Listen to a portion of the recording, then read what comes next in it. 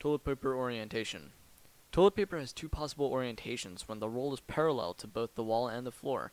The toilet paper may hang over or under behind the roll. Some people hold strong opinions about which is better. Advice columnist Ann Landers said that the subject was the most controversial issue in her column's history and, at 15,000 letters in 1986, provoked the highest number of responses. Defenders of either position cite advantages ranging from aesthetics, hospitality, and cleanliness to paper conservation, ease of detaching sheets, and compatibility with pets. Some writers have proposed connections to age, sex, or political philosophy, and survey evidence has shown a correlation with socioeconomic status. Solutions where the views of household members differ include using separate dispensers or separate bathrooms and ignoring the issue. One man advocates a plan under which his country will standardize on a single forced orientation, and at least one inventor hopes to popularize a new kind of toilet roll holder which swivels on one orientation to the other. In the article Bathroom Politics, introducing students to sociological thinking from the bottom up, Eastern Institute of Technology sociology professor Edgar Allan Burns describes some reasons toilet paper politics is worthy of examination. On the first day of Burns's introductory course in sociology, he asked the students, "Which way do you think a roll of toilet paper should hang?" In the following 50 minutes, the students examined why they picked their answers, exploring the social construction of rules and practices which they have never consciously thought about before. Burns's activity has been adopted by his social psychology course at the University of Notre Dame, where it is used to illustrate the principles of Berger and Luckman's 1966 classic, The Social Construction of Reality. Christopher Peterson, a professor of psychology at the University of Michigan, classifies the choice of toilet paper orientation under tastes, preferences, and interests, as opposed to either values or attitudes, traits, norms, and needs. Other personal interests include one's favorite cola or baseball team. Interests are an important part of identity. One expects and prefers that different people have different interests, which serve one's sense of uniqueness. Differences in interests usually lead to, at most, to teasing and gentle chiding. For most people, interests do not cause the serious divisions caused by conflicts of values. A possible exception is what Peterson calls the get-a-life folks among us, who elevate interest into moral issues. Morn and Gernsbacher, a professor of psychology at the University of Wisconsin-Madison, compares the orientation of toilet paper to the orientation of cutlery in a dishwasher, the choice of which drawer in a chest of drawers, and the order of shampooing one's hair and lathering one's body in the shower. In each choice, there is a prototypical solution chosen by the majority, and it is tempting to offer simplistic explanations of how the minority must be different. She warns that neuroimaging experiments, which as of 2007 were beginning to probe behaviors from mental rotation and facial expressions to grocery shopping and tickling, must strive to avoid such cultural bias and stereotypes. In his book, Conversational Capital, Bertrand Sesvet gives toilet paper placement as an example of ritualized behavior. One of the ways designers and marketers can create a memorable experience around a product that leads to word-of-mouth momentum. Setvit's other examples include shaking a box of Tic Tacs and dissecting Oreo cookies. Broadcaster Jim Bonan has said that such issues are good for talk radio. It is an interactive medium, a certain kind of clash. It doesn't have to be a violent clash, but at least a disagreement would certainly be at the top of the list. It has to be something that's of general interest. The main reasons given by people to explain why they hang their toilet paper a given way are ease of grabbing and habit. Some particular advantages cited for each orientation include: over reduces the risk of accidentally brushing the wall or cabinet with one's knuckles, potentially transferring grime and germs. Over makes it easier to visually locate and grasp the loose end. Over gives hotels, cruise ships, office buildings, public places, and homeowners with guest bathrooms the option to fold over the last sheet to show that the room has been cleaned. Over is generally the intended direction of viewing for the manufacturer's branding, so patterned toilet paper looks better this way. Under provides a tidier appearance in that the loose end can be more hidden from view. Under reduces the risk of a toddler or a house pet such as a cat unrolling the toilet paper when batting at the roll. Under in a recreational vehicle may reduce unrolling during driving. Partisans have claimed that each method makes it easier to tear the toilet paper on a perforated sheet boundary. A traveler from the US to China in 1991 noted a different setup, non-perforated paper with a metal cutter above the roll, which obliges the over direction. It is unclear if one orientation is more economical than the other. The Centrillion Advocate attributes a claim that over saves on paper usage to Planet Green. In the academic field of evaluation, Michael Scriven writes that the question of the correct way to insert toilet paper is one-item aptitude test for measuring one's evaluation skills. These skills include evaluative attitude, practical logical analysis, empathy, teaching, and being a quick study. To prove one's competence, one may either derive the one right answer or prove that the test is or is not culturally biased.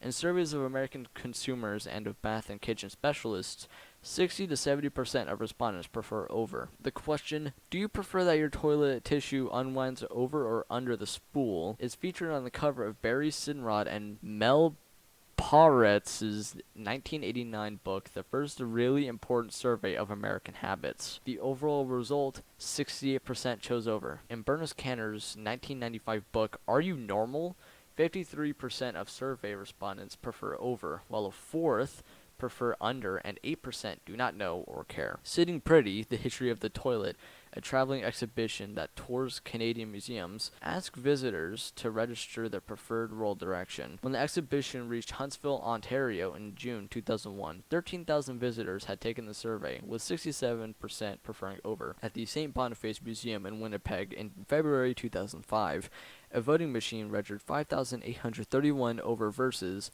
5,679 under, or 51% over. St. Boniface's director noted, I think there's been some cheating though. Georgia Pacific commissioned a survey of Americans' bathrooms habits in 1993 to launch its new Quilted Northern brand, and more surveys followed. 1993 practice and preferences of toilet paper users, 73% over out of 1,200 respondents. The press release claims, a first-of-its-kind survey has settled once and for all the great toilet paper debate. 1994 toilet paper report, 59% over out of 1,000 respondents, conducted by KRC Research and Consulting. 1995 bathroom tissue report, 59% over versus 29% under out of 1,000 respondents, conducted by KRC Research and Consulting. 2001 bathroom confidential, 63% over out of 1,001 respondents, conducted by Impulse Research. 2004 bathroom confidential, 72% over. In 1993, American Standard Brands conducted a poll of designers, contractors, dealers, distributors, and other bath and kitchen reps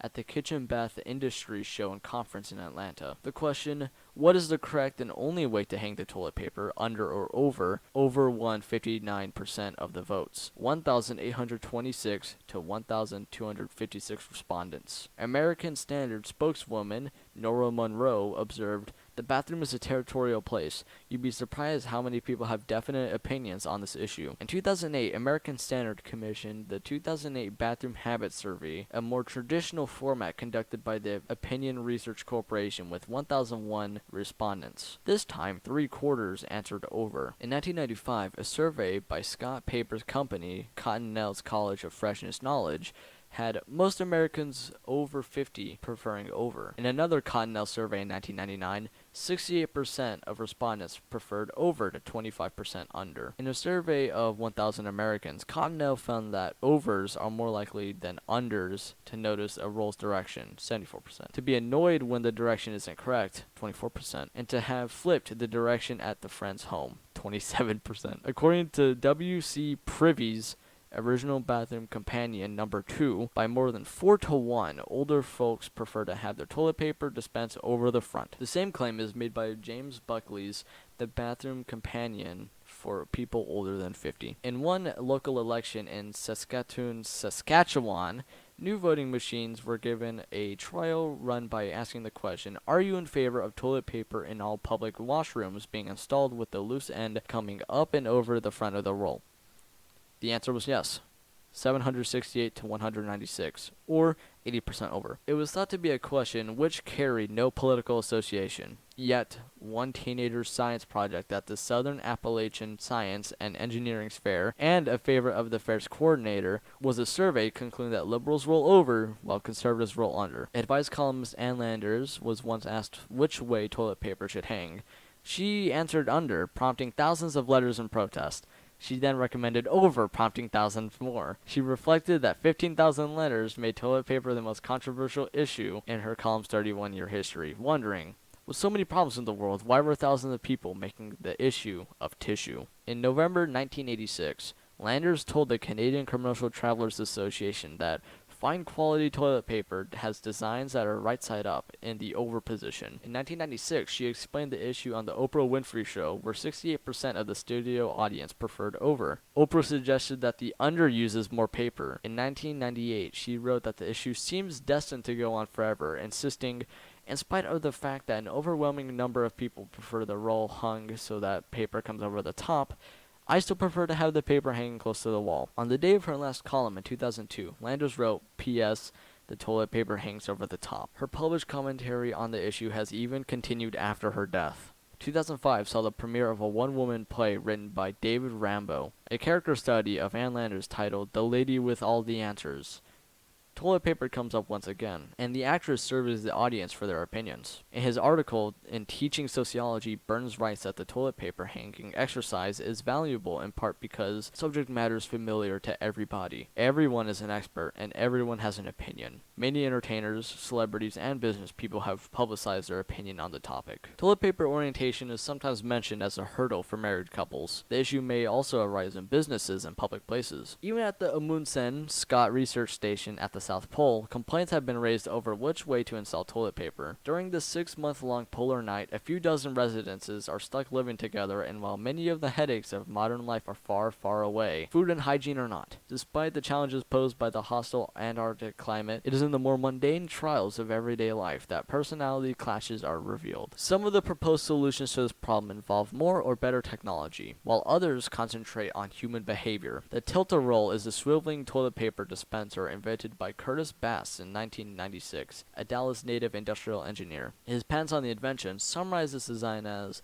an adjustable angle coupling secures the yoke to the mounting assembly and permits rotation of the yoke about an axis directed orthogonally through the spindle such that the paper roll can be orientated to unroll paper either from over or from under the roll as desired. An inventor named Rocky Hudson demonstrated a similar device he called the TP swivel to the producers of the television program Pitch Men in late 2009. Another solution is to install 2 toilet paper dispensers. A reader of the Annie's Mailbox column recommends using a holder large enough to fit 2 rolls, noting that the roll mounted over is more popular. Another reader sidesteps the issue by foregoing the holder, instead pilling 5 or 6 rolls in big wicker basket. Even using separate bathrooms can help. Other solutions include vertical holders. Toilet paper orientation has been used rhetorically as the ultimate issue that government has no business dictating, in letters to the editor protesting the regulation of noise pollution and stricter requirements to get a divorce. In 2006, protesting New Hampshire's ban on smoking in restaurants and bars, Representative Ralph Boehm asked, "Will we soon be told which direction the toilet paper must hang from the roll?" David O'Connor's 2005 book, Henderson's House Rules, The Official Guide to Replacing the Toilet Paper and Other Domestic Topics of Great Dispute, aims to solve disagreements with a minimum of debate or compromise with offering authoritative, reasonable rules. The house rule for toilet paper is over and out, and a full page is dedicated to a diagram of this orientation. But O'Connor writes that if a female household member has a strong preference for the toilet paper to hang over and in against the wall, that preference prevails. It is admittedly an odd preference, but women use toilet paper far more often than men, hence the rule.